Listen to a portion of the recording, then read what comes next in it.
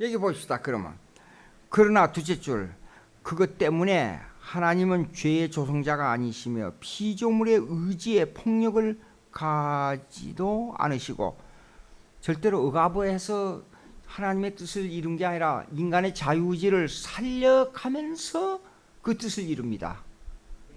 그 다음에 또한 제2 원인이 인간이에요. 좀 더 포괄적으로 얘기하자면 제2 원인은 자연과 환경과 우리 주위의 모든 조성자들을 말해요. 제2의 원인의 자유나 우연성을 제거하지 않고 오히려 세우셨다 그랬어요. 그러니까 모든 것은 인간적으로 보면 자연의 법칙에 의해서 모든 게 일어난 걸로 생각이 돼요. 근데 깊이 들어가서 심각하게 생각해 봐요. 모든 것이 그 원인이, 일어난 원인이 하나님이에요. 그러니까 그걸 자유의지를 살려주니까 인간이 하는 걸로 생각해요. 자유의지로 허용을 했으니까 모든 환경이나 모든 우리가 일상생활에서 버스를 타든 내리든 또 산을 올라가든 먹든 마시든 자든 이런 모든 거를 내가 선택하는 것 같은 일이잖아요. 그렇습니다. 그러면 이제 그 내용에 이어서 그 다음에 2번으로 들어가면 또 연결되어 있어요. 이 내용이요. 지금 요 그림을 그려놓은 거 2번 보십시다. 하나님께서는 예상되는 모든 사항들 가운데서 장차 일어날 듯한 일들, 그리고 일어날 수 있는 일들을 무엇이든지 다 아시지만, 그럼에도 그는 미래에 일어날 일로 또한 그런 사항들에서 일어날 것으로 미리 알았기 때문에 어떤 일을 작정한 것은 아니다. 요거 제가 설명합니다.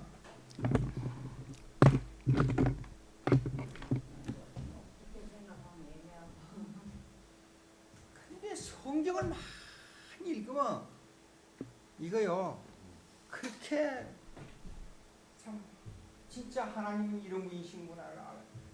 이게 뭐냐 그러면 한국 교회에서 옛날 예정예지와 예지예정, 그런 말미암아 심각한 다툼이 많이 일어났어요. 무슨 말이야 그러면 예정예지, 그 다음에 예지예정. 이 말은 순서만 바꿨네. 이 사람들이 주장하는 내용은 이래요. 하나님이 구원받을 자와 안 받을 자, 그 다음에 만물에 대한 것을 다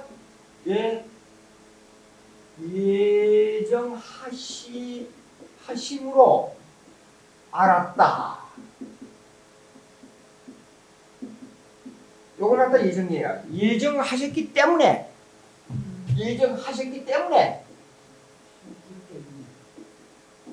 다 알았다.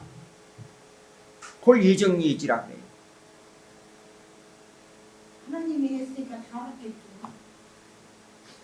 그 다음에 예지예정은 모든 문물이 되어질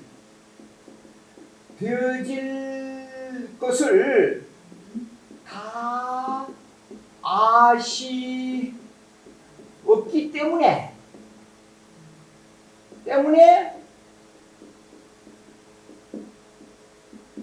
예정했다 그 말이에요. 이 사람이 이런 일을 하고 이런 일을 하지만은 이 사람은 어느 시점에 가서 시공간의 어느 시점에 가서 반드시 예수 믿게 될 것이다. 이걸 다 알고 있어요. 예수 믿도록 결정했기 때문에. 네 혼자 아무리 개차반같이 살아봐 안 돼. 너는 결국 예수 믿어. 알았어? 그리고 개차반같이 아무리 살아도 때가 되면 이 사람을 결국 예수 믿게 하고 예수 믿도록 결정해 놓은 대로 예수 믿게 돼요. 그런 요점이에요. 요점이. 시간이나 공간에서. 타인이었어요. 사람을 양자로 하듯이. 그렇게 그렇습니다. 시간표에 계획대로 된다 그 말이요. 그걸 벗어날 자는 없고. 그 다음에 예지예정의 요점은 이거예요. 예지예정의 B라는 사람이 아주 착하고, 착하고, 그 다음에 믿을 이 자력 또는 의지가 어느 정도 갖추어져 있다는 것이에요. 자력이나 의지를 보니까 괜찮아. 그래서 이 사람이 나중에 가서 예수 믿게 된다. 그런 뜻이에요. 예지 예정은.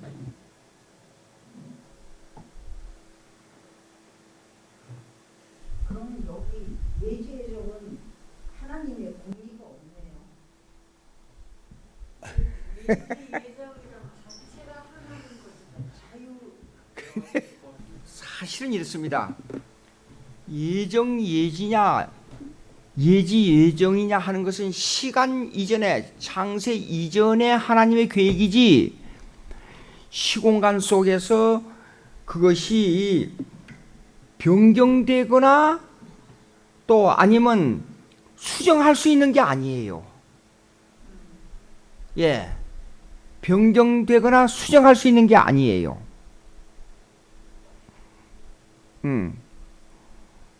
그러면 무슨 뜻이냐? 예? 선택과 유기는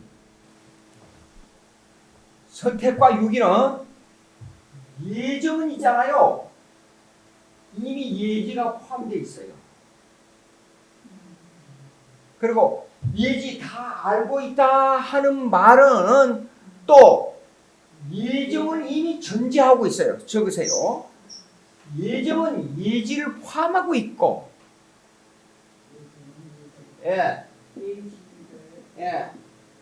예지를 포함하고 있고, 예?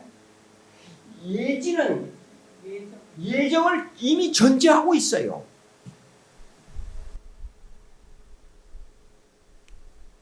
예, 전제하고 있어요. 그러면 예지 예정이냐 예정 예지냐 하는 것을 선후로 다룰 수 있는 문제가 안 돼요. 선후로 다룰 수 있는 문제가 아니에요. 논리적 순서로 말을 할 때는 예정이 예지보다도 앞선다 그렇게 말할 수 있어요. 근데 시간적 순서로는 어떤 게 앞선다고 말하면 문제가 생겨요. 예지 없이는 예정도 안 됩니다. 그렇지 않을까요?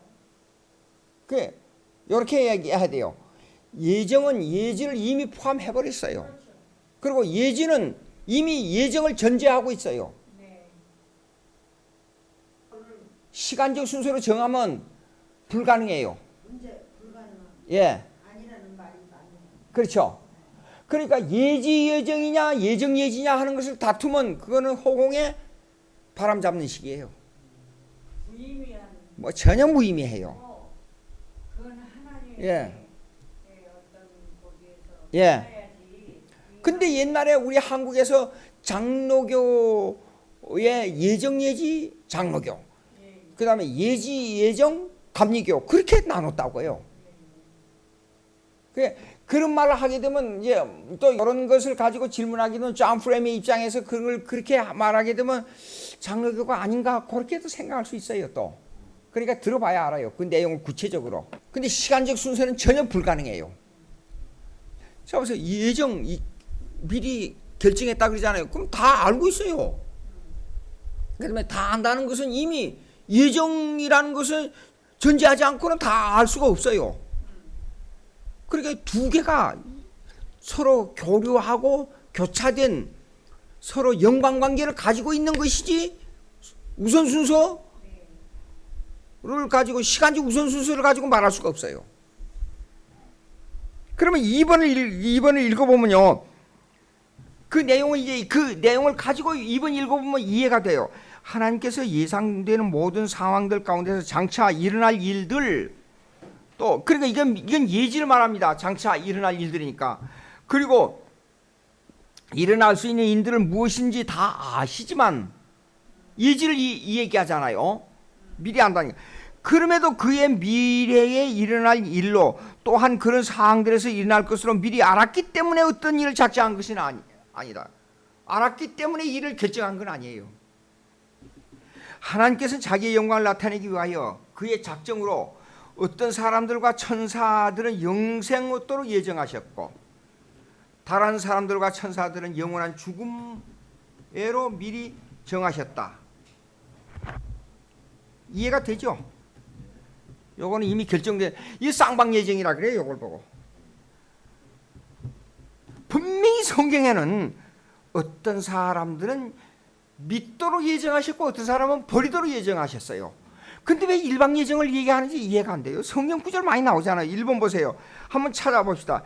디모데전서 5장 21절. 예. 그 다음에 마태복음 25장 41절.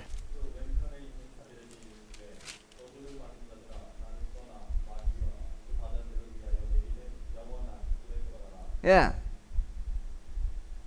이 사람은 버림받은 사람이에요. 왼편에 있는 자들. 오른편이란 뜻이 뭐이고 왼편은 오른편은 하나님의 권능 안에 있다는 뜻이고 왼편은 하나님의 버림받은 자들의 안에 있다는 것이에요. 예. 그 다음에 마태복음 13장. 아무나 천국 말씀을 듣고 깨닫지 못할 때는 악한 자가 와서 그 마음에 뿌려진 것을 빼앗나니 예. 이는 곧 길가에 뿌린 자요. 예. 돌밭에 뿌려졌다는 것은 말씀을 듣고 즉시 기쁨으로 받되 예. 그 속에 뿌리가 없어 잠시 견디다가 말씀으로 말미암아 환난이나 박해가 일어날 때에는 곧 넘어지는 자예요. 거기 그렇게 하고 넘어가서 이렇게 봅시다. 조금 이런 게 있어요. 왜 이 사람에게는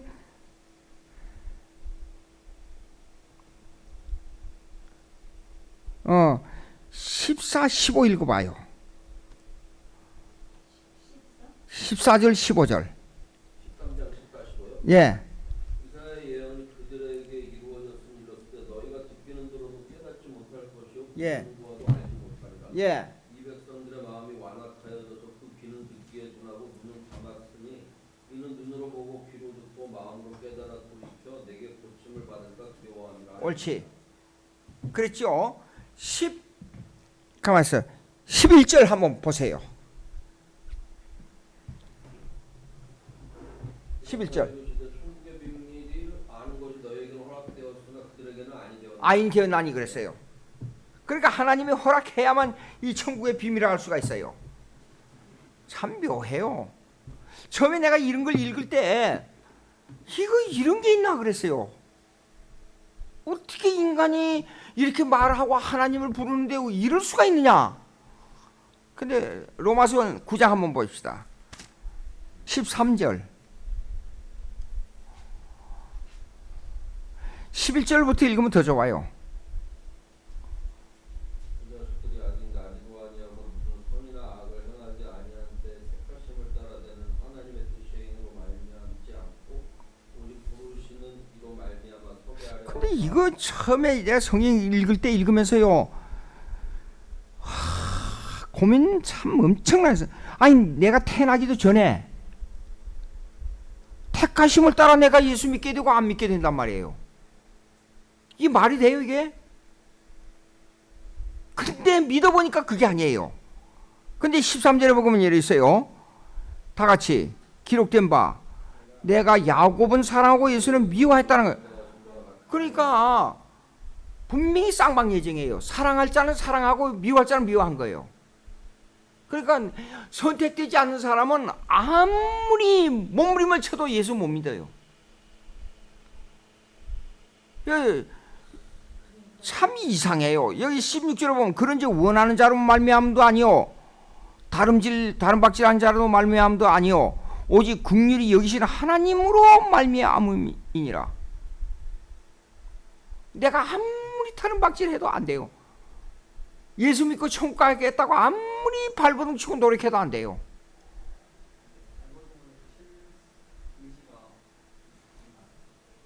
그렇게 하도록 만드는 이도 하나님이어야 돼요.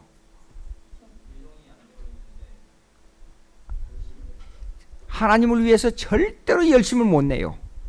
열심히 낸다고 해도 진리 그 안에 없어. 예, 진리 즉 예수 그리스도가 그 안에 심어지질 않아요. 잠시 열심히 내는 것 같다가도 예, 바람이 불면 나가가지고 그거 씨 뿌리는 비유예요. 네 가지가 나와요. 씨 뿌리는. 마태복음 13장 씨 뿌리는 비유. 돌밭 첫째 길거리에 새가 와서 주워 먹어버려. 돌밭에 싹 나는데 시들어 버려요. 근데 가시밭에 있는 것은 저 싹은 나요. 근데 열매가 없어요. 근데 좋은 땅에 심어져야 열매를 맺어요. 그럼 여기서 비유해서 구원 받을 자가 있고 구원 못 받을 자가 있는 거잖아요. 그렇습니다. 그러면은 돌짝밭에 있는 사람은 구원을 받나? 안 돼요. 못 받죠. 못 봤다고 봐야 돼요. 아, 여기 와서 말씀을 듣고 좋다. 우리가 외적 소명이라 그러잖아요. 네. 외적 소명은 와서 이런 사람이 있어요. 내가 목사님 잘 압니다. 가면 편안하고 좋은 말씀 듣고 하나님의 천국을 얘기하다 보면 마음이 참 좋아요. 감사합니다. 근데 한 달에 한 번, 두 달에 한 번 교회 나와요. 예수 믿고 천국 가야죠. 그러면 글쎄요. 그러고 교회 안 나와요 또.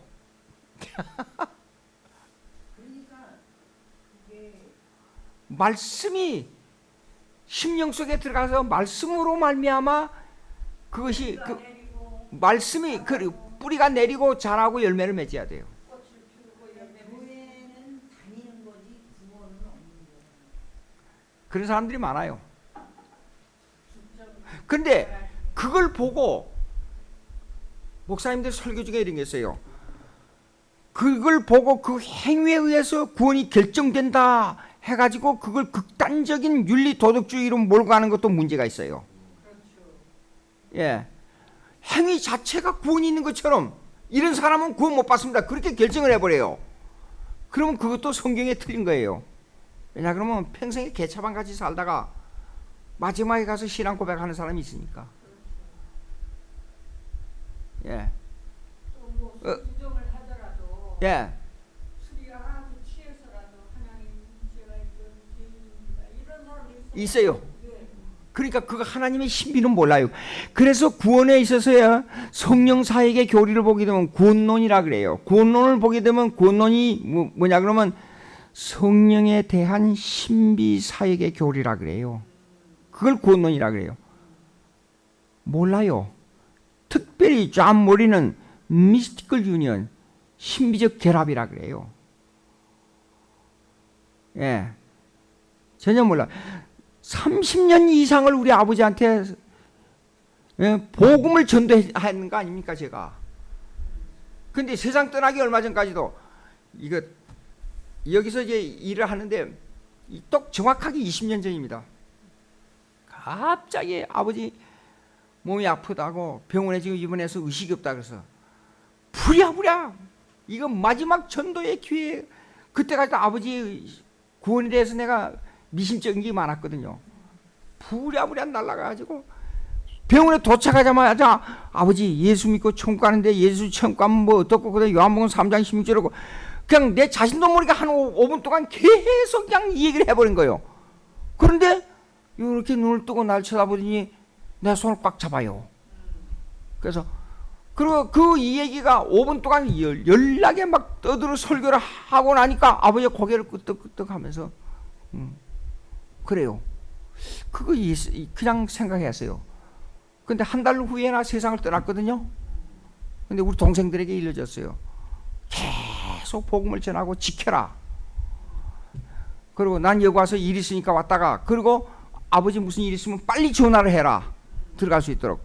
그리고 내가 전도해야 될 성경 구절 내용을 전부 적어주고 갔어요. 그래서 우리 동생들이 와서 교대로 지키면서 그랬는데 정확하게 이틀 전에 아버지가 천사를 보았다고 그 천사를 본 내용이 이렇게 되면 천사를 본 거니까 이렇게 말하면 이렇게 눈이 밝아지면 이렇게 물으라. 손을 이렇게 하면 또 이렇게 물으라. 그 내용을 전부 가르쳐 줬어요. 내가 이 얘기 한 대로 대답을 한 거야. 우리 아버지. 저기 와서 천사가 보입니까? 그렇다고 그래요. 그 아름다운 하얀 천사가 나오셨냐고 물어보니까 우리 동생 보고 그렇다고 그래요. 그래서 저가 병원에 가서 빨리 낫고 집에 가야지가 아니라고. 왜 그래요? 그러니까 저 천사 하늘나라에 가야 된다고. 그 이해 끝나자마자 저한테 전화 온 거예요. 그래서 내가 그때 빨리 장례 준비해라. 곧 간다. 그리고 내가 미국에 도착하기 전에 몇 시간 전에 숨을 거뒀다고 연락이 와요. 참 하나님의 섭리는 이렇습니다. 여러분들이 이걸 어떻게 생각할지 모르지만 이렇습니다. 숨 거두는 시간까지 하나님이 조정해요. 예. 왜냐? 내가 벌써 그런 줄 하나님께서 아시고 그 내용을 이미 프로젝트를 짜놓은 거예요. 하나님께서. 예. 그러니까 어떤 사람은 이래요. 3시간 전에 천사를 보고 말한 사람이 있고, 어떤 사람은 하루 전에 천사를 보고 말한 사람이 있고, 어떤 사람은 이틀 전에 천사를 보고 말한 사람이 있고 그래요. 왜냐면 그 시간에 사람들이 왔다 갔고 어떻게 되는 것을 다 알고 계시기 때문에 그까지도 조정하고 계시는 하나님이에요. 기가 막힌 내용이에요. 한두 사람 그걸 내가 본 게 아니니까. 예? 노집사님의 장모님이 세상 떠났는데 그날 저녁에 세상 떠났는데 오후에 신방 갔는데 오후에 천사를 봤다고 얘기하는 거예요. 근데 그날 저녁에 세상 떠났어요. 여러분 내가 이런 목회하면서 이런 현상을 보고 글쎄요 어떻게 천국이 없다고 말할 수 있느냐 그 말이 내 말은. 예? 그리고 우리 아버지는 제가 그 천사 우리 동생한테 그 천사를 보고 나는데 약 계산해 보니까 35시간 이전에 천사를 보고 말씀해줘요. 근데 35시간 이후의 사건은 하나님께서 다 알고 계시고 미리 가족들에게 이 복음이 이렇다는 거 알려주고 우리 가족들을 안심시켜 주는 거예요. 하나님께서 위로해 주시는 거예요. 그리고 아버지는 아니라고 손을 흔들면 나이가 어저께 얘기했잖아요. 그렇게 말이 안 나온다는 것은 모든 기력이 빠져나간 겁니다. 그래서 혈액순환이 안 되는 거예요. 그런데 귀는 들려요. 사람이. 눈도 감겨지고. 예, 그게 귀가 가장 많이 신방 가면서 계속 찬송 부르는데 귀는 들려요. 근데 손도 들지도 못하고 손가락으로 이래 손가락으로. 그렇게밖에 안 돼요. 그러니까 뭐냐 그러면 이래요. 숨이 거둔다고 그러고 말도 잘 안 되고 그럴 때는 거기서 계속 찬송 부르고 기도하고 성경 읽고 그렇게 해줘야 돼요. 쓸데없는 얘기 옆에서 하면 안 돼요. 예. 그리고 예수님 살면 조용하게 편안하게 눈을 감아요. 그거 참 희한하죠. 예? 자, 그건 그렇게 알고 그 다음에 4번 보십시다. 4번. 이렇게 예정되고 미리 정해진 천사들과 사람들은 개별적으로 또는 불변적으로 계획되어 있다. 제가 설명한 내용이 그대로 나와요. 지금 그때 천사가 보여주는 거, 그 다음에 그 사람에게 나타난 거 이미 다 계획 속에서 진행되는 겁니다. 예. 그리고 그들의 수는 분명하고 확정적이게 더하거나 뺄 수가 없다. 그러니까 아까 제가 이 제한속죄라는 말은 무슨 말이냐? 그 말은 무슨 말이냐? 그러면 어떤 경우도 100명이 구원 얻도록 결정되어 있으면 100명만 되지 101도 안 되고 99도 안 돼요. 예. 그리고 천사들이 하는 일은 딱 정해져 있어요. 믿는 사람들에게 어떻게 하는가? 예. 여러분 이런 거 있어요? 혹시 이런 걸 느껴봤어요? 가다가 무슨 일이 잘못됐어요. 근데 섬찟해요. 그리고 이상하다. 이 일이 왜 이렇게 되지? 그때는 천사가 동원해서 내 마음을 휘어잡은 거예요. 그때가. 그때는 딱 멈추고 생각을 많이 해야 돼요. 그럴 때는 어떻게 결정하냐? 하나님께서 옳은 일을 하도록 하는 것이 무엇인가? 그거 빨리 생각해야 돼요. 하나님이 원하는 뜻이 무엇인가? 하나님이 원하는 뜻은 성경을 많이 읽으면 거기 나타나 기억에 남게 돼 있어요. 예. 성경을 많이 읽어야 돼요. 예? 천사가 동원되어 있어요. 보이지 않는데도요. 근데 천사가 보이는 경우는 특별한 경우 사망에 관한 문제나 무슨 일이 있어요. 자, 사도행전 보게 되면 천사가 나타나서 인도했다 그랬잖아요. 그러냐 아주 위급한 직면에 부딪힐 때. 예. 그러나 양심을 두드려요. 와서 천사가. 예. 그런 경험을 해봤어요. 저는 가끔가다 느껴요. 예. 뭐 남편 보내면서도 예. 경험을 그렇죠. 예. 또 그다음에 내가 언젠간 얘기했잖아요. 전철에 가다가 젊은 애가 갑자기 날 쳐다보고 지금도 생각이 나요. 나 똑똑히 쳐다보니 갑자기 뒤집어 버리는 거예요, 그냥. 그 부모가 그 옆에 앉아 있다가 막 자꾸 막 놀래가지고 나는 거예요. 그 나는 그런 것을 별로 막 이상하게 막 떠벌리고 그런 성미가 아니기 때문에 그냥 전철에 탔어요. 타고 나오니까 벌떡이 나버려요.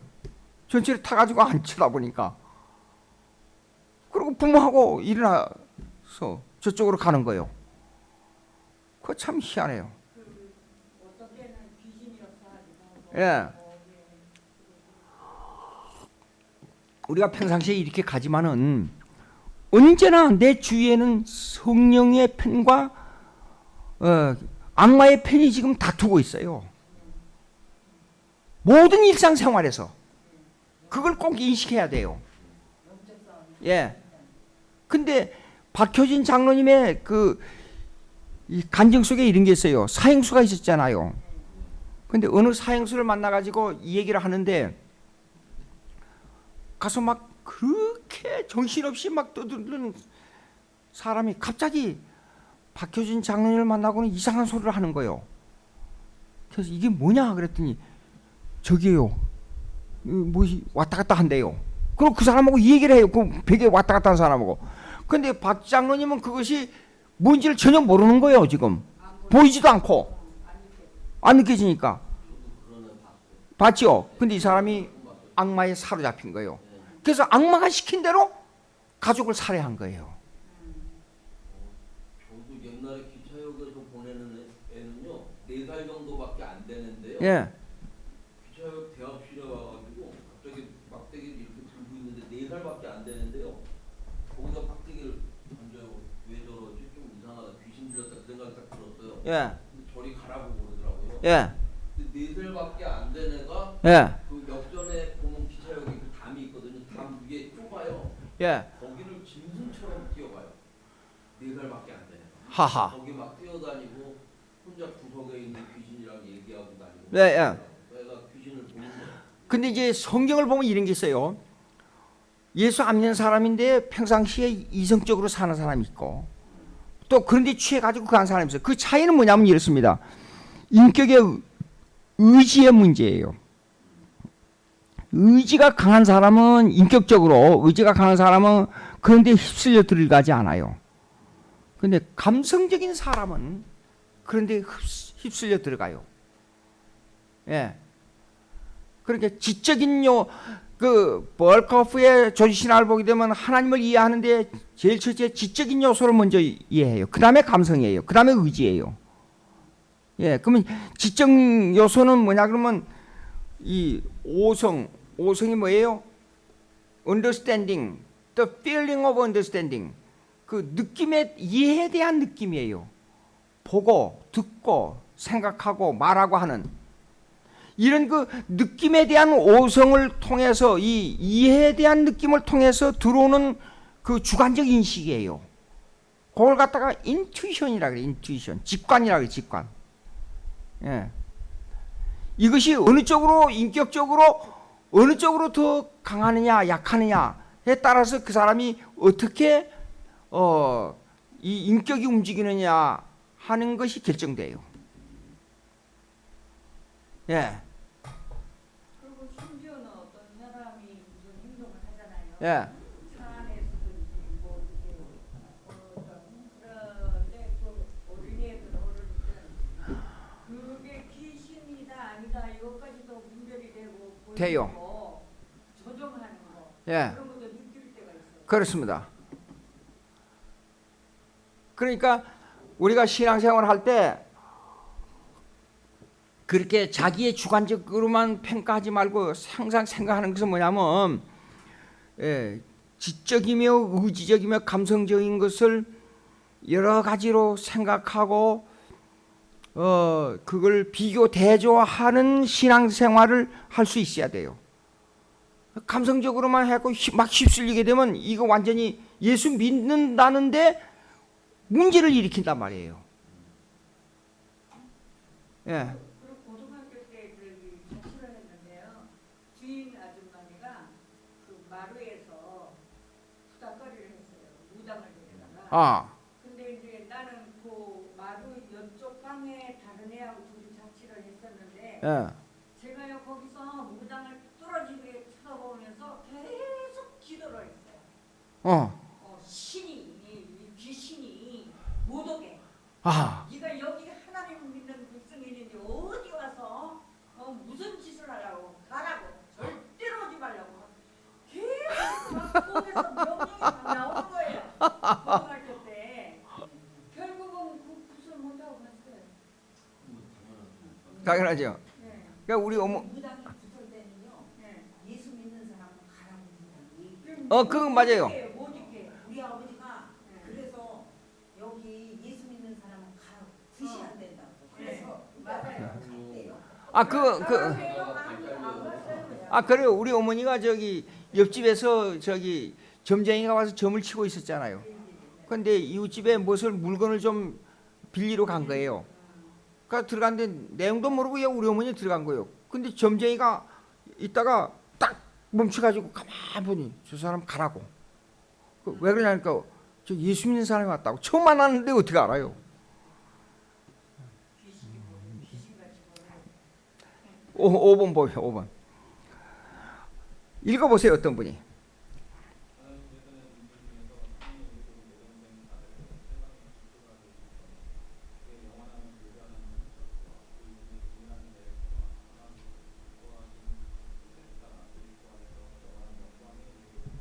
어허.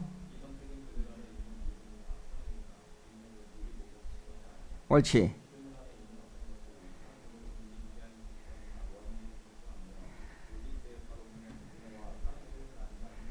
옳지. 요거 아까 설교 시간에도 나왔고 아까 설명에서도 나왔어요. 요거에요 이런 거 하나 있어요. 제가 처음에 저 예수 믿을 때 이거 이해를 못했어요. 이해가 안 돼요. 이해가 안 돼요.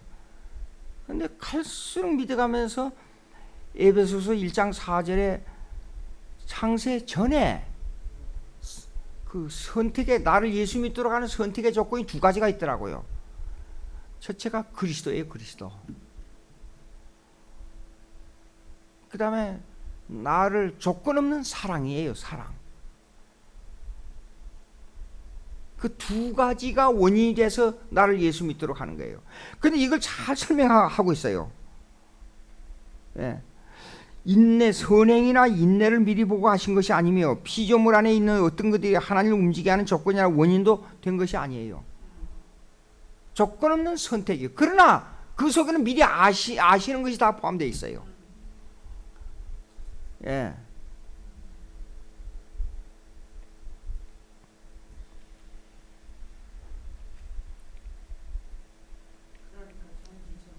그렇죠. 근데 이 선택받은 그 은혜가 얼마나 큰 거야. 옳지. 그 말씀 잘했어요. 선택은 인간의 자유의지를 박탈하니까 하나님이 독재자이며 하나님이 인간을 로봇으로 하는 거 아니냐. 그러면 내가 반문해서 질문해요. 내 의지가 얼마나 위대하면 내 마음대로 구원을 선택하고 말고 할 수 있느냐. 너 자신을 그렇게 믿고 구원에 대한 것을 내 마음대로 물리칠 수도 있고 받을 수도 있다고 생각하느냐. 난 그렇게 물어요. 하나님의 계획이 있다 그러면 믿을 수 있어요. 근데 나를 의지한다 그러면 미안하지만 못 믿어요. 만약에 예정론이 아니고 예수 믿는 것이 나의 의지에 달렸다 그러면 나는 사실상 예수를 못 믿겠어요. 미안한 얘기지만 하나님의 뜻에 따라서 믿게 됐다 그러니까 확실한 뿌리를 가지고 있어요. 변치 않는 뿌리가 있어요, 이 속에. 예. 그것이 확실. 성경을 읽으면 읽을수록 그렇게 돼요. 예. 자, 아까도 제가 창세 전의 문제를 가지고 들고 나왔잖아요. 참, 이 땅에서 나는 이 사는 생명이 있잖아요. 이게 모든 조건의 기초라고 볼 수 있죠. 내가 살고 있으니까. 그게 아니에요. 예정이에요, 예정. 예정이 모든 게 기초예요. 왜냐? 내 생명 이전에 하나님의 은혜가 내게 임해야 돼요. 시편 63편 3절. 난 이 성경을 읽을 때요, 얼마나 자주 이걸 떠올려요, 머릿속에. 시편 63편.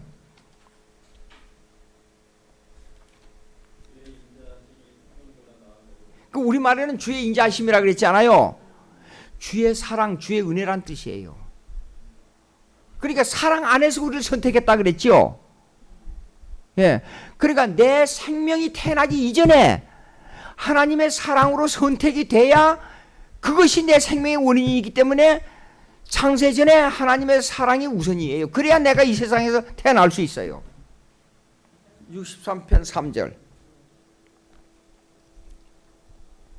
주의 당신의 인내하심이 생명들보다 좋음으로 내 입술을, 우리를 선택하는 이 하나님의 백성들을 살리는 선택보다도 주의 인애가 먼저다. 선택받은 자들은 있잖아요.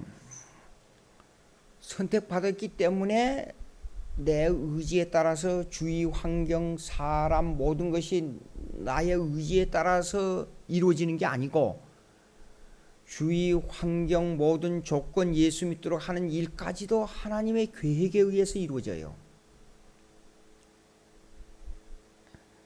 그래서 18세기에 일어난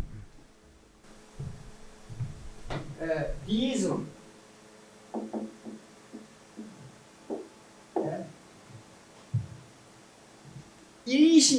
이신론이 이랬어요. 이거는 창조는 인정해요. 그러나 모든 것을 신적 작정을 무시해요.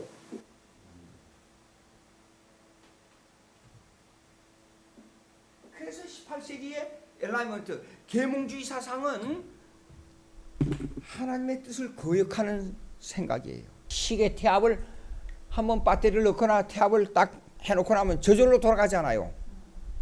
그런 개념이에요. 리신론 그러면. 근데 많은 기독교인들이 특별히 인간의 의지를 강조하는 사람들이 이 생각을 가지고 있어요.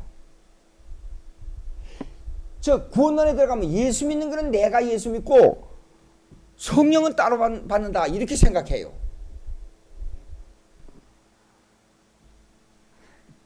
예. 근데 그게 틀렸어요. 성경적으로. 전혀 맞지 않는 얘기예요. 자, 보십시오. 선택하신 자들을 영광에 이르도록 정하신 것처럼, 정하신 것과 똑같이 그의 뜻의 영원하고 가장 자유로운 목적을 따라서 그랬잖아요. 자유로운 목적을 따라서 영광에 이르기 위한 수단들도 미리 정하셨다 그 말이에요. 수단까지라도 거기에 동원되는 사람, 주위, 환경 모든 것이 다 그 계획에 따라서 이루어져요. 선택받지 않는 자는 그가 악한 일을 행하도록 주위 환경을 다 조성해줘요. 그런데 그것이 저들 마음대로 가는 게 아니라 그것이 하나님의 뜻을 이루어요. 구약의 대표적인 사람이 사울이에요. 신약의 대표적인 사람이 가룟유다고. 그러면 사울이 누구를 훈련시키기 위해서 그렇게 했느냐? 다윗을 훈련시키기 위해서 그래요. 그리고 예수님을 팔아서 구속을 이루기 위해서는 가룟유다 같은 사람이 꼭 필요해요. 가룟유다가 안 했더라도 다른 사람을 하나님은 계획해 놨어요. 근데 가룟 유다는 잡으셔. 여러분 생각해봐요. 그냥 쉽게 생각. 옛날에 내가 도대체 이해 못한 게 바로 그거였어요. 어찌 이럴 수가 있느냐. 완전히 인간은 하나님의 그 드라마에 있어서 뭡니까? 픽션에 따라서 움직이는 로봇에 불과하지 않느냐 이렇게 생각했단 말이에요. 근데 그게 아니에요. 예? 가룟 유다를 가만히 생각해 보니까 보세요. 이해가 안 되는 부분인데 결론은 이해될 수밖에 없는 게 있어요. 나와 같이 손을 여기에 이 그릇에 손을 대는 자가 나를 판다고 미리 얘기해 줬어요. 예수님이. 알았어요, 몰랐어요? 그러면 이 사람이 예수님을 파는 일에 전혀 가담하지 않아야 돼요. 근데 그 소리 다 듣고 예수님의 예언대로 똑같이 행했어요. 이건 뭐예요, 이거예요? 성령께서 악한 일을 행하는 사람에게 하나님의 뜻을 이루기 위해서 그의 조건과 조성과 모든 환경을 다 뜻대로 지배하고 이루어가는 거예요. 분명히 더군다나 베드로가요. 세상이 다 변해도 나는 안 변한다 그랬잖아요. 야, 내가 십자가 지러 가면 다 흩어질 거야. 그리고 너는 닭 울기 전에 3번 나를 부인할 거야. 분명히 뭐 10년 전, 20년 전 얘기가 아니에요. 분명히 예언했어요. 근데 똑같이 그대로 한 거예요. 난 그걸 보고 또 하나 느끼는 게 있어요. 인간처럼 사악하고 미련한 게 없어요. 다 알려졌어요. 근데 성령이 딱 지배권을 쥐고 있기 때문에, 키를 쥐고 있기 때문에 안 되는 거예요. 이거 절대로 안 돼요. 인간의 자유의지는 무용지물이에요. 그러니까 자유의지라는 것은 뭐냐 그러면 지금 철로길을 달리는 그 노선 안에서만 자유의지를 말해야지 그 밖에 자유의지를 말하면 안 돼요. 예. 조금 차이가 있는데 자유의지는 자율의지라는 것은 사실상 내 영역이 아닌 부분에 두뇌로 생각하는 영역이 아닌 부분까지도 포함하고 있어요. 자율. 예. 무슨 말이야 그러면 내가 보기 싫어요. 근데 눈을 뜨고 나면 다 보이잖아요. 그건 자유를 포함하고 있어요. 내가 가만히 있는데 배가 부르니까 밥 먹기 싫잖아요. 그건 자율적인 면이에요. 그 자유의지는 내 아이디어에서 생각하는 그 이데아에 따라서 움직이는 걸 자유의지라 그래요. 예. 생각을 하는 거. 예. 지적인 의미에서요. 그 자유의지라 그래요. 자율의지는 액션이 들어가는 거. 액션보다도 자율적이라는 것은 뭐냐 그러면 자율 개념은 이런 거예요. 나는 원치도 않는데 내가 배가 고파 먹고 싶어요. 예, 근데 그런 자율성을 포함하고 있기 때문에 먹고 싶은 거예요. 예. 그러나 먹고 싶다, 안 먹고 싶다는 것은 내 자유의지로 마음대로 안 돼요. 여기에서 발동하기 때문에 먹고 싶고 안 먹고 싶은 거예요. 그것이 바로 먹고 싶은 것을 발동하게 만드는 것은 자율이에요. 자율. 예. 근데 내가 몸이 아프면 밥때가 됐는데도 먹기 싫어요. 근데 그건 자율적인 요소가 발동하기 때문에 밥을 먹기가 싫어요.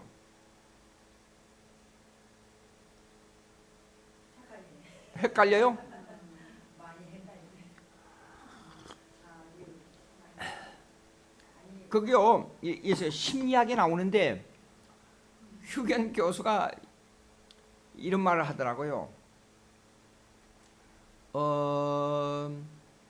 여러분들이 마음은 하고 싶은데 의지가 발동하지 않는 게 있다 그러더라고요.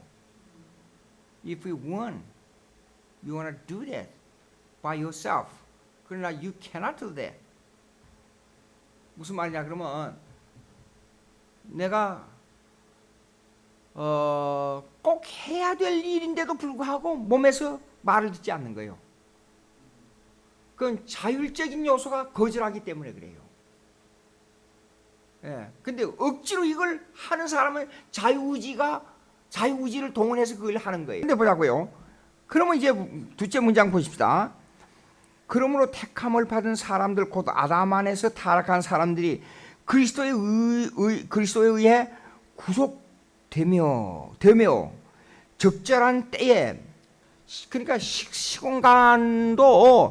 내가 어려서부터 예수 믿고 싶다 그래서 그리 되는 게 아니고 어느 때가 돼야 돼요. 늙어서 믿을 사람은 늙어서 꼭 믿게 되고, 젊어서부터 예수 믿을 사람은 젊어서 믿게 돼요.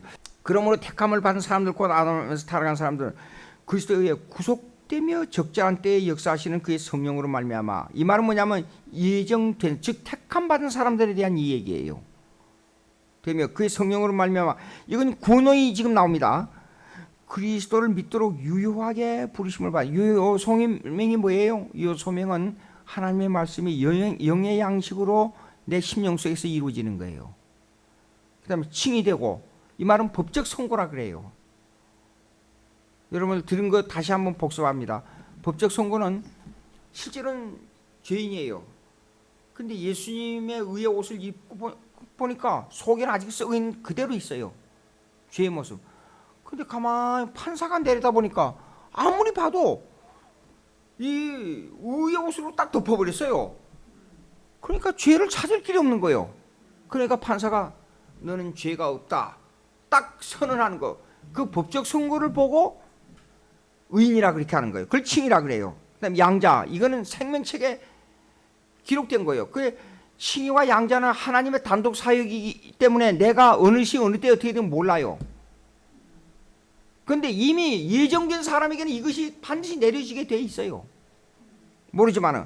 그 다음에 성화는 내 의식 속에서 일어나요. 의식 속에서 일어나지만 이건 전적으로 성화의 요점, 칭의는 오직 믿음으로 이루어져요.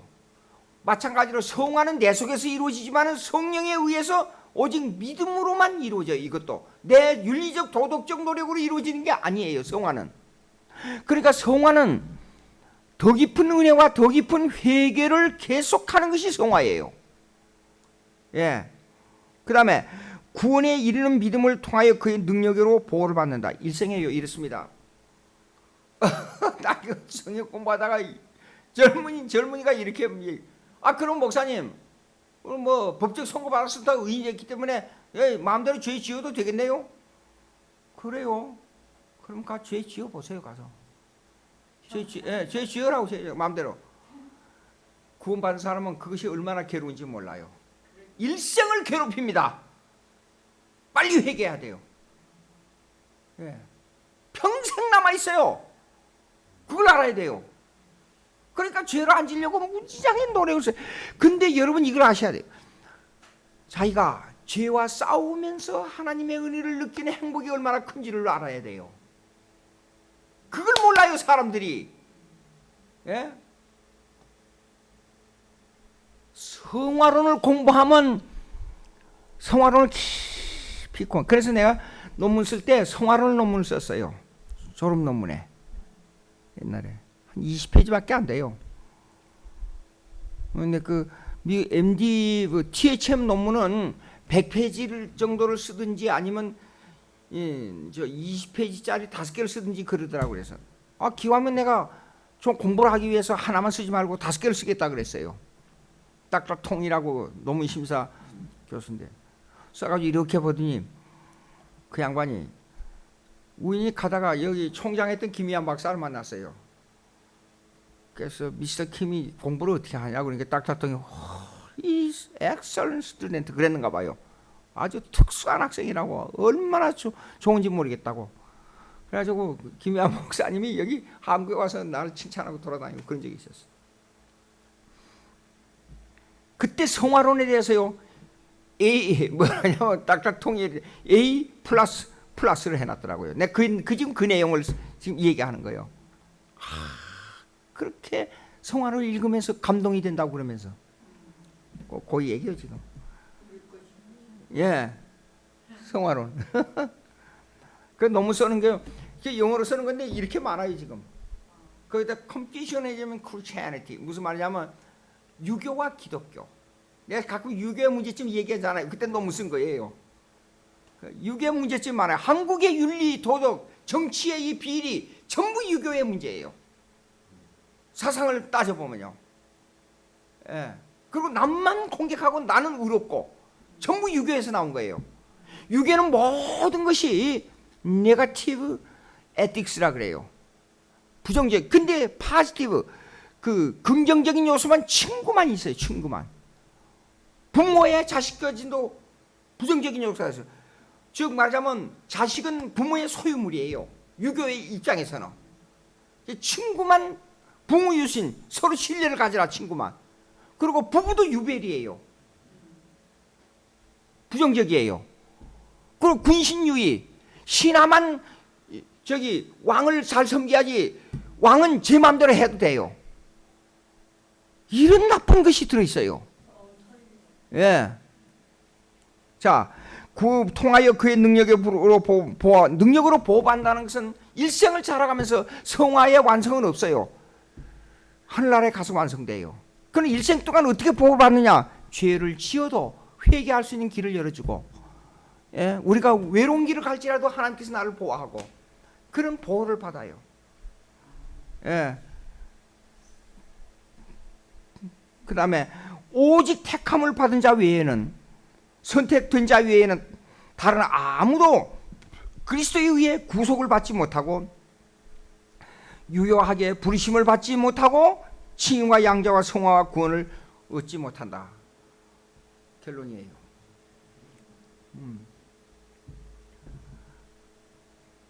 7번 할까요? 어떻게? 여기서 하면 쉬어요. 4시 반인데. 그래요? 예. 7번. 그 나머지 사람들에 대하여 하나님께서는 자신이 기뻐하시는 대로 자비를 베풀지도 아니하시고, 이거는 유기된 자에 대한 설명입니다. 베풀기도 하시고 베풀지도 아니하시는 측량할 수 없는 자기의 뜻의 계획을 따라 모든 피조물에 대한 자신의 주권적 능력의 영광을 위하여, 그리고 그의 영광스러운 공의가 찬양받도록 그냥 내어버려 두시기를 기뻐하셨고, 또한 그들이 자기들의 죄로 인해 수치와 진노를 당하도록 작정하기를 기뻐하셨다 그랬어요. 유기된 자요, 버린 자, 내버려뒀어요. 그거는 멸망받기로 이미 결정이 되어 있기 때문에 내버려두면 멸망이 받게 돼 있어요. 예, 성령이 역사하지 않기 때문에 구원이 전혀 형성될 수가 없어요. 결국 쌍방 예정을 잘 이해해야 돼요.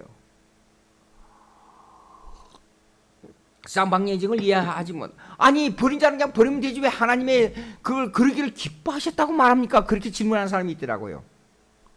예, 버려가지고 멸망받는 걸 기뻐하신 거예요. 하나님이 공의로 만족해야 되니까. 하나님의 뜻은 개인적인 하나님의 섭리적 작용이 있고, 그 다음에 전체적인 하나님의 섭리적 작용이 있어요. 그럼 하나님의 주권적인 역사는 먼저 생각할 게 하나님의 전체 단체적인 섭리적 작용을 생각해야 돼요.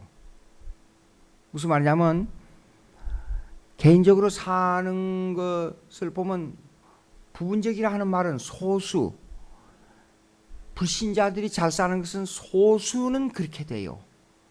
그러나 미국의 예를 보게 되면 유명한 기업가들은 80% 이상들이 신실한 기독교인들이에요. 예. 근데 우리 한국은 아직까지도 유교와 불교 문화가 대세를 이루고 있어요. 그런데 유교적인 입장에서는 남을 공격해서 쳐부수고 내 것을 삼아야 되는 윤리를 가지고 있어요. 그리고 불교는 무라이즘, 불교는 뭐냐 그러면 도피주의 문화예요. 예. 많은 걸 훔쳐가지고 가서 법을 피해서 혼자 잘 살아도 되는 것이 불교 문화예요. 도피 문화예요. 공동체 문화가 아니에요. 예. 근데 유교는 다른 사람들을 꺾고 내 것을 차지하는 것이 우선이에요. 자, 가정을 보자고요. 유교의 윤리에 있어서요. 왜 한국에는 뭐야 그러면 시부모와 며느리 사이가 나쁘냐? 근데 미국에는 장모가 사위를 안 좋아해요. 장모가 사위를 안 좋아해요. 근데 한국에는 반대요. 며느리를 안 좋아해요. 시부모가. 그는 기독교적 문화와 유교적 문화 차이예요. 예. 그러면 그걸 무슨 말이냐 그러면 그걸 따지고 들어가서 깊이 보게 되면 기독교냐 유교냐고 나눠져요. 기독교는 공동체 문화예요. 서로 잘 산자. 그러면 며느리가 와서 한국에는 아기를 낳고 고생을 잔뜩 해도 그 며느리를 부려먹는 문화가 가정 문화예요. 근데 기독교 문화는 며느리가 와서 아기를 낳아줬지 않아요. 그럼 부모가 아주 좋아해요. 저 여자가 우리 집에 들어와서 아기를 아주 귀여운 생명을 줬다 이게요. 그리고 그 며느리를 극진히 대접해요. 그래서 그 며느리 시어머니 시부모가 며느리를 좋아해요. 근데 미국에서는 그 며느리를 데리고 가서 자기 아들 딸 낳게 했다 해가지고 장인 장모가 그 사위를 안 좋아해요. 그러니까 가정의 공동체가 협력하는 공동체가 돼버려요. 예, 이상해요. 그러니까 한국에는 마음을 편안하게 하려고 그러면 친정으로 가요. 그는 불리의 문화예요. 그런데 미국은 뭐냐 그러면 마음을 편안하게 하려고 그러면 남편 품 안으로 들어가야 돼요. 예, 그게 기독교 문화예요. 아주 달라요. 제가 컨퓨셔는 제 책점 가게 되면 우리 방에는 아직도 유교에 대한 책들이 여러 권 있어요. 왜냐하면 너무 숲에서 그걸 했기 때문에. 그래서 이런 걸 알아냈어요. 그러면 남을 속여가지고 잘 사는 사람은 극소수예요. 예. 이종 만렵에 18세기, 19세기 경제가 고려 초기보다도 못했어요. 왜 그러냐? 공동체 문화가 형성이 안 돼서 그래요. 그러니까 이조 역사를 보세요. 보게 되면 그 누구예요? 그 여자 누구지요? 왕후, 사람을 많이 죽인 여자. 나 오래돼서 이름을 잊어버렸는데, 예? 민비 말고 100명을 처단한 사람. 난정이의 정난정이라고 하는 그를 섬기는 그 왕후를 누구라 그래요, 이름을? 예. 그거 전부 유교모에서 나온 거예요. 그러니까 원수가 되고 원수의 원수가 또 원수가 되고 그리고 남을 죽이고 나만 살자는 거예요. 가족 간에도 그러잖아요. 예. 그러니까 우리 아버지 이 얘기를 아버지 가만히 보면 유교 문화가 들어있어요. 큰아들만 감싸요. 그리고 자기 아들은 죽도록 고생해도 관여를 안 해요. 문제가 있어요, 이거요. 예. 그렇습니다. 그 자식 고생하는 것이 왜 고생하는 줄을 몰라요. 자기만 만족하면 되니까. 하하. 그러면 그렇게 사는 사람 부분적이에요. 그런데 단체적으로 보자고요. 기독교를 보게 되면 어떻게 하냐면 2000년 교회사 구약에도 똑같아서 이스라엘 백성이 하나님을 잘 섬기면 부했고, 예, 그 다음에 정말로 신실한 하나님의 종이 나라를 다스리면 국가가 부흥했어요. 그러니까 내가 청와대 앞에서 설교할 때 그래요. 제발 문 대통령 예수 믿으라. 그러면 나라가 부강한다. 예? 뭐 인간 공동체 뭐죠? 그런 그 전부 필요 없는 얘기야. 그리고 2000년 교회사를 보게 되면 예수를 잘 믿는 나라가 세계를 지배했어요. 지금 미국이 세계를 지배하는 이유를 알아야 돼요. 피나는 고생을 했던 화란의 청교도들, 영국의 청교도들이 남쪽에는 미국 가보면 남쪽에는 완전히 미국 문화예요. 아틀란타.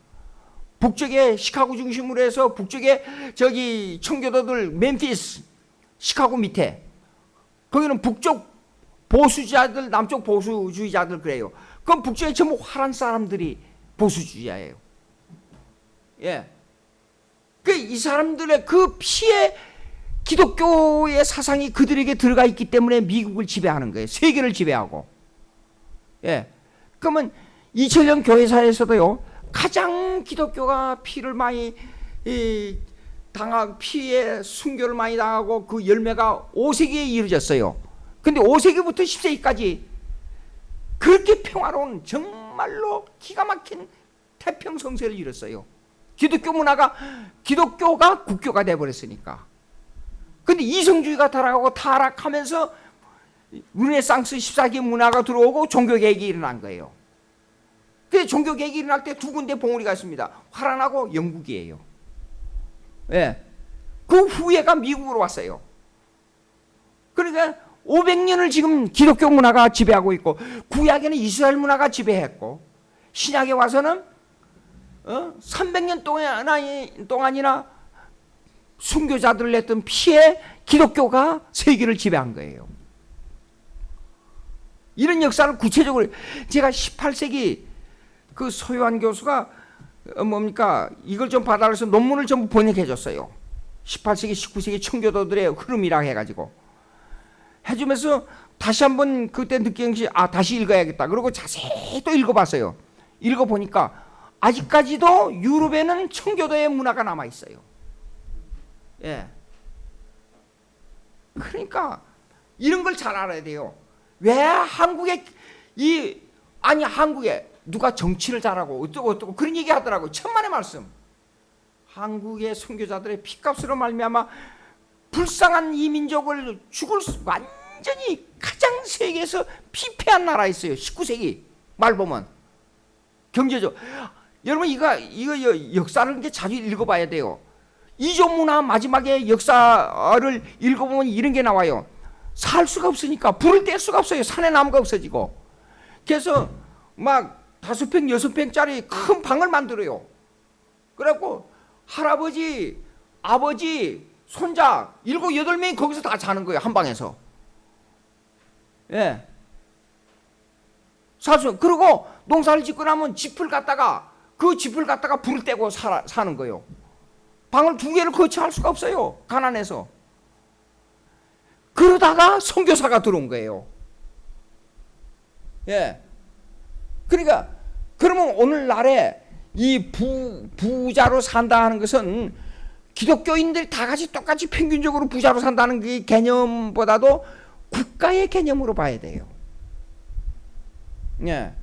그런데도 불구하고 한국의 많은 기업인들을 보면 신실하게 잘 살게 많은 기업인들을 보면 기독교인들이 많다는 걸 알아야 돼요. 국회에서도 들어가서 보면 내가 국회에 여러 번 들어가 봤는데 지금 25%가 기독교인들이에요. 국회의원들이요. 근데 문제가 제가 느끼는 건 순서를 쫙 보고 느끼는 건 뭐냐 그러면 그리고 말하는 거 보면 완전히 정말로 예수 잘 믿는 말만 해요. 유창하게. 근데 정치하는 데 있어서는 서구나 미국의 기독교적이 아니에요. 미국은 얼마나 하냐면 클린턴 대통령이 세금 문제가 나오니까 30년 전에 세금 보고한 걸 딱 갖다 줘요. 문제가 없어요. 예.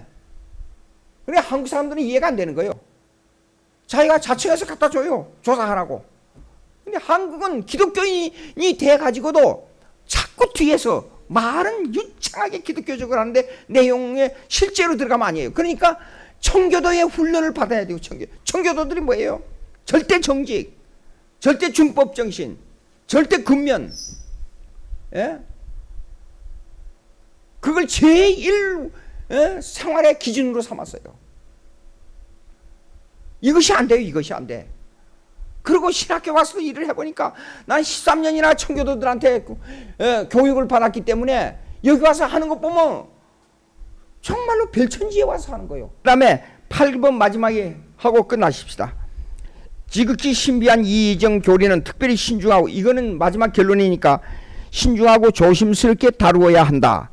말씀에 계시하신 하나님의 뜻을 주의하고 그것에 순종하는 사람들은 그들의 유효한 부르심에 확실함으로부터 자신의 영원한 선택을 확신할 수 있다. 아까 제가 예정론만이 안심하게 만들고 예정론만이 신앙의 확신을 줍니다.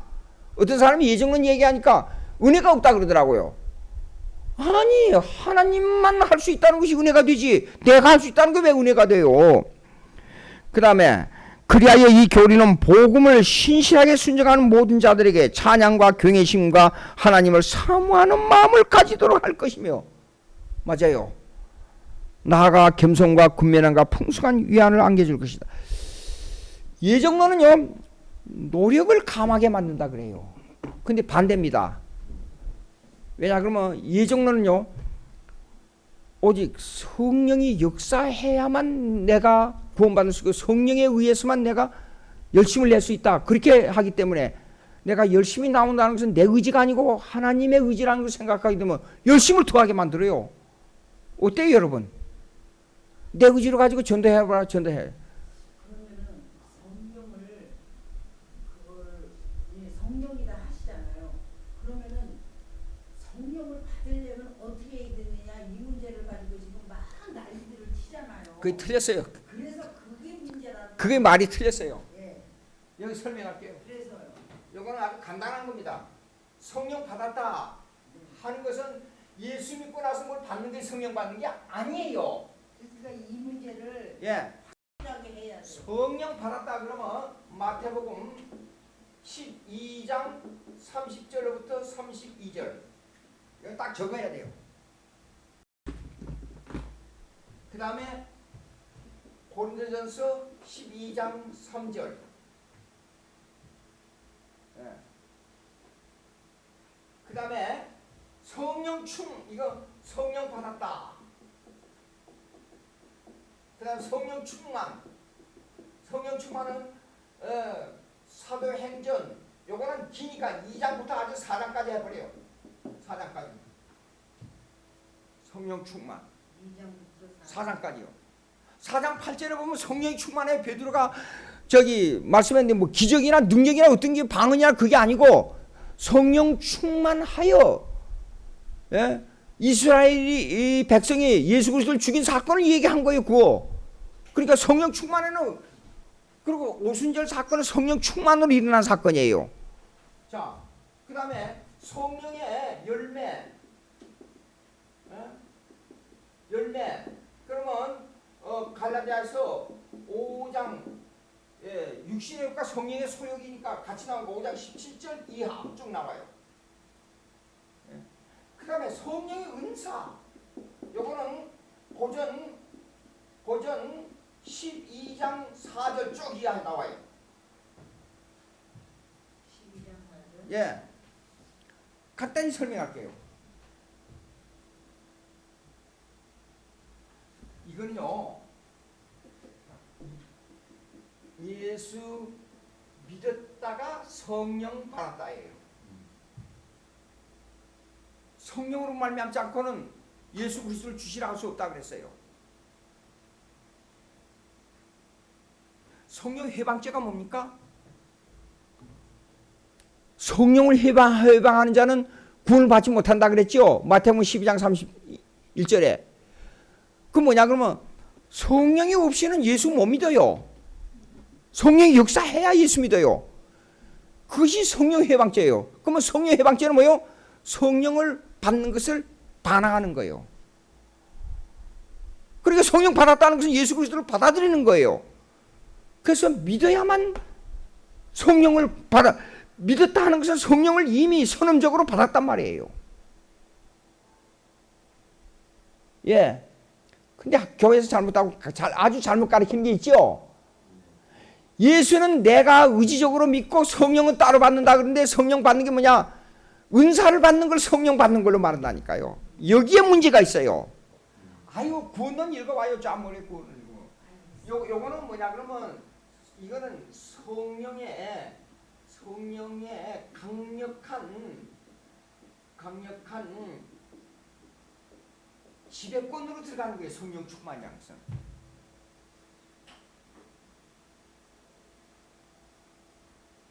하나님의 주권 사상으로 강력하게 변하는 거예요. 지배권으로. 그러면 성령의 강력한 지배권으로 들어가게 되면 어떠냐 그러면 이 성령 충만의 열매가, 요 열매는 성령 충만의 결과예요. 예. 요한일서 5장에 보면 9가지 열매가 나오죠. 네. 사랑과 온유와 절제와 충성과 양성과 자비와 딱 나오지 않아요. 예. 그다음에 은사는 뭐냐 그러면 이것입니다. 성령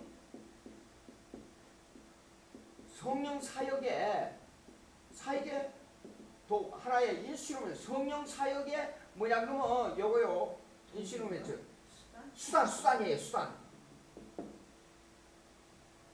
이게 뭐냐 그러면 이래요. 왜 수단이라 그러냐면 예수를 잘 믿게 하기 위해서 이 은사를 줘요. 또 예수를 믿는 사람이 하나님의 일을 하기 위해서 이 은사를 줘요. 성경을 읽고 이해를 금방금방 하는 사람이 있어요. 이런 사람에게는 교회에서 성경 가르치는 은사를 줬으니까 성경을 가르치는 데 사용해야 돼요. 예? 어떤 사람은 그다음에 이렇게 지식과 지혜와 그다음 방언과 방영 통역과 가르치는 은사 다 나와요. 근데 여기는 성경에 이렇게 나왔지만 성경에 안 나타나는 은사들이 많아요. 어느 할머니가 우리 교회에 나오시길래 할머니 저기 그렇게 교회 나와서 감사 한날의 상을 받아야지요. 그랬더니 아이고 나는 성령의 지난번에 목사님이 성령의 은사에 대해서 이 얘기하셨는데 나는 은사가 아무것도 없습니다. 그러니까 아니 할머니 나와서 이렇게 열심히 성경 듣고 기도하고 큰 은사를 받았는데요. 아이고 목사님 나는 가만히 와서 앉아있는 것밖에 모르는데 할머니 내가 농담 앉아있는 은사가 얼마나 큰 은사인데요. 다 도망갑니까 사람들이. 그렇게 재밌게 웃은 적이 있어요.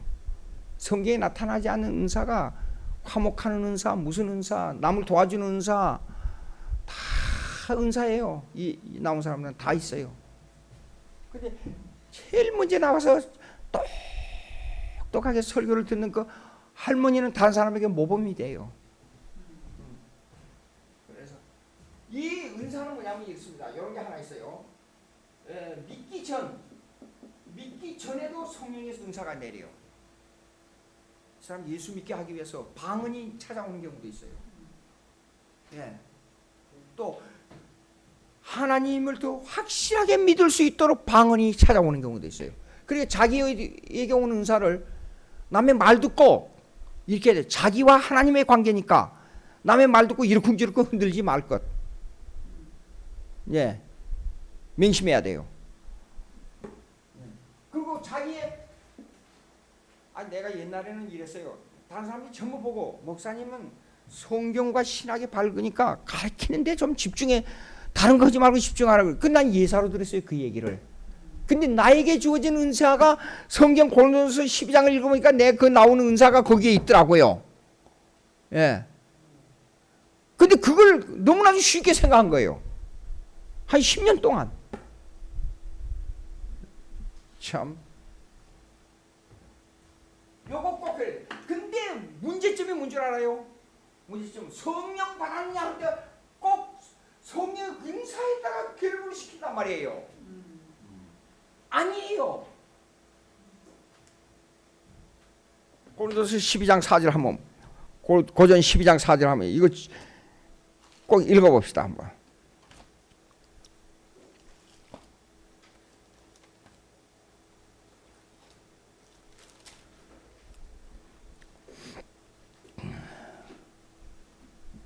삼절부터 읽어봅시다. 그러므로 내가 너희에게 이르노니 알기노니 하나님의 영으로 말하는 자는 누구든지 예수를 저주할 자라 하지 아니하고 또 성령으로 아니하고는 누구든지 예수를 주시라 할 수 없느니라. 성령이 역사해야 성령 받아야 예수님을 구세주로 믿습니다. 그 다음에 자 4절부터 은사는 여러 가지나 은사에 대해서 나옵니다. 성령은 같고 직분은 여러 가지나 주는 같으며 또 사역은 여러 가지나 모든 것을 모든 사람 가운데서 이루시는 하나님은 같으니 각 사람에게 성령을 나타내시면 유익하게 하심이라. 자, 봅시다. 어떤 사람에게는 성령으로 말미암아 지혜의 말씀을, 어떤 사람에게는 같은 성령을 따라 지식의 말씀을, 어떤 사람에게는 같은 성령으로 믿음을, 어떤 사람에게는 한 성령으로 병 고치는 사를, 어떤 사람에게는 능력 행함을, 어떤 사람에게는 예언함을, 어떤 사람에게는 영들 분별함을, 다른 사람에게는 각종 방언을 말함을, 어떤 사람에게는 방언을 통해 감을 주시나니 이 모든 일은 같은 한 성령이 행하사 그의 뜻대로 각 사람에게 나눠 주시는 것이. 요거 자세히 한 성령이지만은 각 사람에게 나눠 주시는 은사가 다르다 이겁니다. 예, 각 사람에게. 근데 어떤 사람은 자기가 받은 은사가 그거의 경험이기 때문에 자기 것만 강조하는 경우가 있어요. 그러니까 이래요. 방언을 반대한 사람은 자기가 하는 것만 은사로 알고 반대해요. 근데 자기 본인의 경험에 목회를 하면 이런 게 있어요. 교인들의 섭리적 사역을 인식하게 돼요. 이 사람, 은사를 예, 파악해야 돼요. 예, 이 사람이 병 들었을 때는요, 병 들었을 때 하나님의 뜻이 있어요. 예, 근데 그걸 자기 혼자 교리로 가지고 그걸 결정하면 안 돼요. 우리가 모를 뿐인데, 예, 이 사람은 고통당하고 있는데 무지무지한 하나님의 뜻이 있어요. 예. 그런데 그걸 갖다가 cause and effect, 원인과 결과로 결정해가지고 교인들을 낙오시켜 버리잖아요. 죄받았다고 그러는 사람. 꼭 명심해야 돼요 우리가. 예, 이런 것도 있고. 창조에 관하여 다음에 또 하도록 하십시다. 기도하십시다. 하나님 아버지 감사합니다. 저희들에게 은혜를 주셔서 하나님 말씀을 대하게 해주시니 잘 배우고 뜻을 행하는데 하나님의 역사가 강하게 일어나게 해 주시옵시고 우리 교회를 부흥시켜 주시옵시고 사도들이 아니 선지자들이 연내에 큰 부흥을 주시옵소서 하는 그 기도가 우리에게 이루어져서 하나님 앞에 좋은 일들이 눈앞에 닥쳐올 수 있도록 역사해 주시옵시기를 간절히 바라옵고 예수 그리스도의 이름으로 기도합니다. 아멘.